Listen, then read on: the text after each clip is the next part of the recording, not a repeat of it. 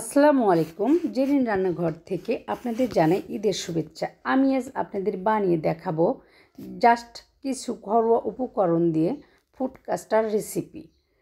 তাহলে চলুন মূল রেসিপিতে ফিরে যাই। আমি এখানে কাস্টার্ড নিয়েছি। প্রথমে আমি একটি বাটি নেব। বাটিতে 3 টেবিল চামচ আমি কাস্টার্ড পাউডার নিয়ে নিব।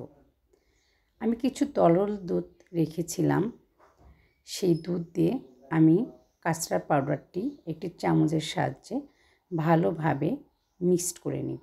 দেখতে পাচ্ছেন আমি কাস্টার্ড পাউডারটি ভালোভাবে মিশিয়ে নিচ্ছি। আমার মিশ্রণটি মিশানো শেষ। আমি এখন চুলায় একটি প্যান বসিয়ে এর ভিতরে এক এক করে 3 কাপ তরল দুধ দিয়ে দিব। দিয়ে ভালোভাবে নাড়তে থাকব। অবশ্যই মিডিয়াম আছে দুধ জাল করে নেবেন। আমি এখন এর ভিতরে হাফ কাপ চিনি ব্যবহার করব। আপনাদের ইচ্ছা অনুযায়ী আপনারা চিনি ব্যবহার করতে পারেন। আমি অনবরত নাড়তে থাকব যেন দুধে সর না পড়ে। এই তো দুধ ফুটে উঠেছে। দুধ যখন ফুটতে শুরু করবে আমি ভালোভাবে নেড়েচেড়ে দিব যেন দুধে সর না পড়ে। এখন এর ভিতরে মিশ্রণটি ঢেলে দিব এবং সাথে সাথে নাড়তে থাকব, না হলে তলানিতে লেগে যাবে এবং দলা পেকে যাবে। ভালোভাবে নেড়ে চেড়ে ঘন করে নিব। দেখতেই পাচ্ছেন এটা ঘন হতে শুরু করেছে। 5 মিনিট রান্না করে নিব, না হলে ঠান্ডা হয়ে গেলে বেশি ঘন হয়ে যাবে।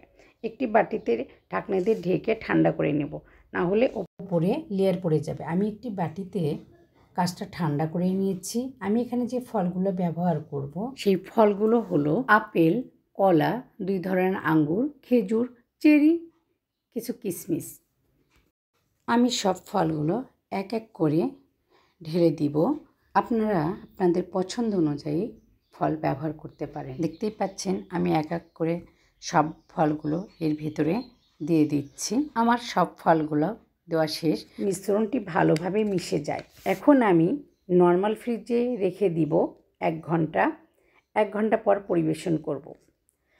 আপনাদের পছন্দ অনুযায়ী এই ঠান্ডা ঠান্ডা ডেজার্টটি যে কোনোভাবে পরিবেশন করতে পারেন।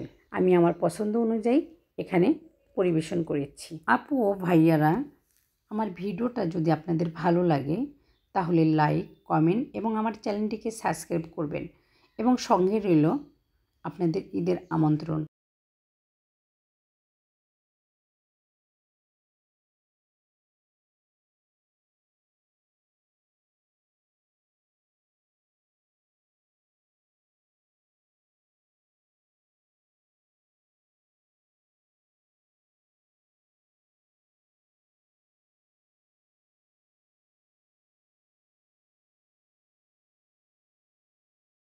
আল্লাহ হাফেজ।